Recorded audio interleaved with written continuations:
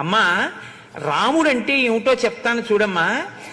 శత్రువులు ఎప్పుడు అదును కోసం చూస్తుంటారు. రాముడు అరణ్యానికి వెళ్ళిపోయాడు, లక్ష్మణుడు రాముడితో వెళ్ళిపోయాడు.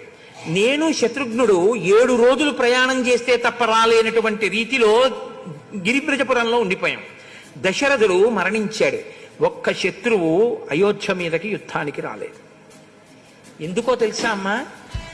ఎక్కడ అడవిలో ఉన్నా నా అన్న బాహుబలం రక్షిస్తుంది, ఎక్కడెక్కడున్నా సరే. భరతుడు అంటున్నాడు, ఎక్కడో రాముడు ఉన్నాడు కానమ్మా రాముడి భుజబలం రక్షిస్తోందమ్మా. ఇవాళ అయోధ్య ద్వారాలు తెరిచేసి ఉన్నాయి, అయోధ్య ద్వారాలు మూయలేదు. అయోధ్య నగరంలో ఒక్క పౌరుడు లేడు, అందరూ అడవికి వచ్చేసారు. ఇటువంటప్పుడు ఎవడైనా వచ్చి పడిపోతే కోసల రాజ్యాన్ని ఒక్క నిమిషంలో స్వాధీనం చేసుకోవచ్చు. ఎవ్వడు ఒక శత్రువు కన్నెత్తి చూడటం లేదు రాజ్యం మీదకి. ఎందుకని? ఎక్కడున్నా రాముడు కాపాడుతాడు. అమ్మా, నేను ఎక్కడున్నా నా అన్న నన్ను కాపాడుతుంటాడమ్మా, నాకు భయం లేదన్నాడు భరతుడు.